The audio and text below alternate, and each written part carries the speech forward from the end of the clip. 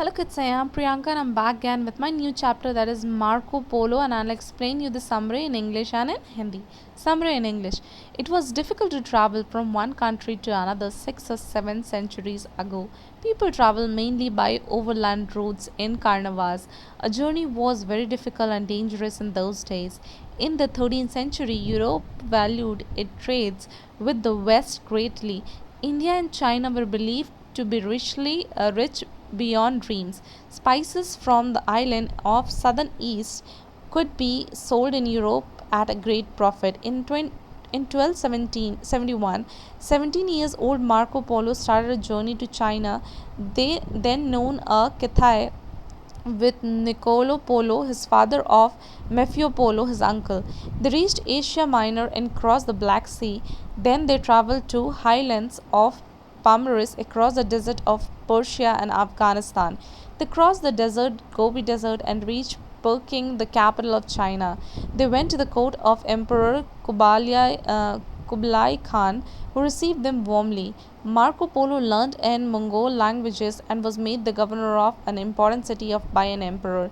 He was sent to Burma and then to Ceylon to bring the sacred tooth of Buddha. In 1290, 15 years from coming to Peking, Marco Polo requested the emperor to let him go back home.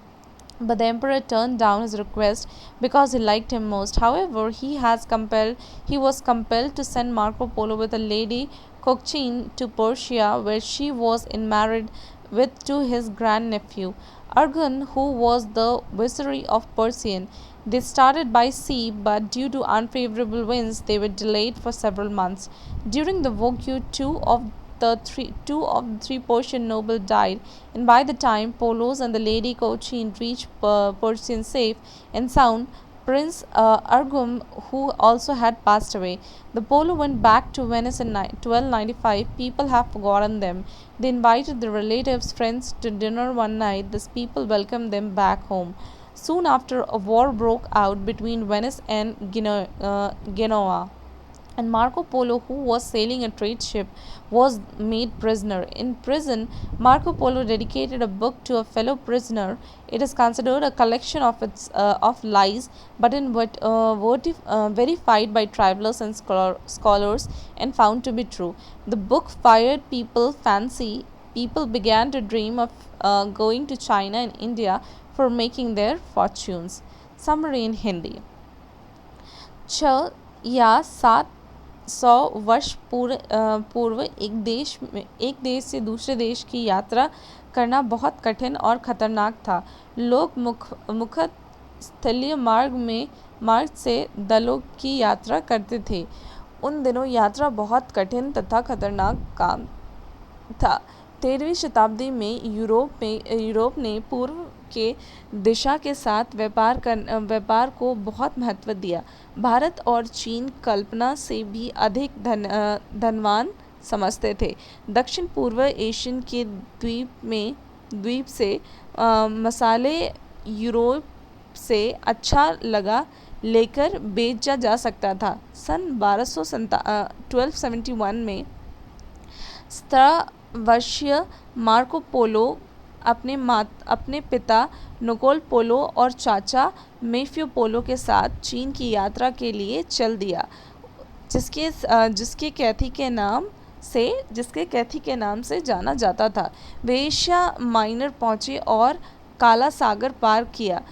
फिर उन्होंने फारस और अफ़गानिस्तान के रेगिस्तानों से होकर पामीर एक पठारों तक की यात्रा की।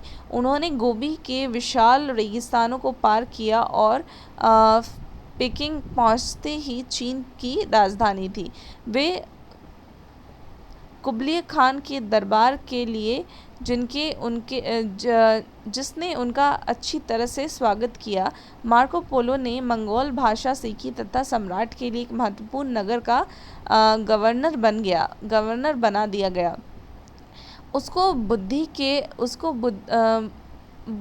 के पवित्र दांतों लेने के लिए ब्रह्मा तथा उसके बाद सिलोन भेजा गया।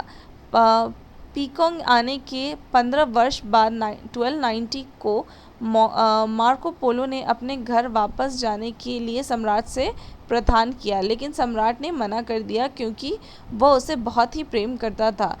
तथापि उसे मजबूर होकर मार्को पोलो को राजकुमारी कोकाचिन के साथ फारस भेजना पड़ा, जहां उसका विवाह उससे बड़े भतीजे अग्रहण के साथ होना था, जो वहां का सूबेदार था। उन्होंने अपनी यात्रा समुद्र से प्रारंभ की, लेकिन प्रतिकूल हवाओं के कारण उन्हें उनके महीनों की देरी हो गई।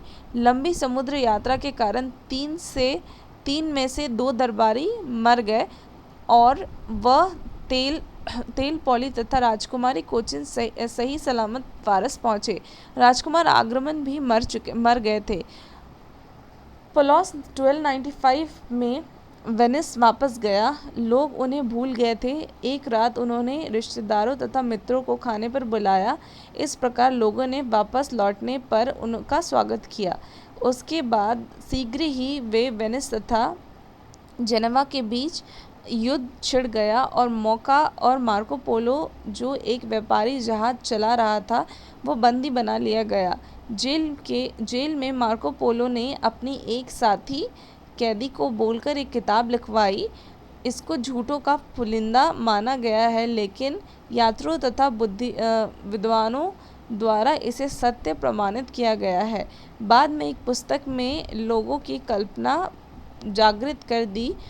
लोग अपने भाग्य संवारने के लिए भारत और चीन जाने के सपने देखते।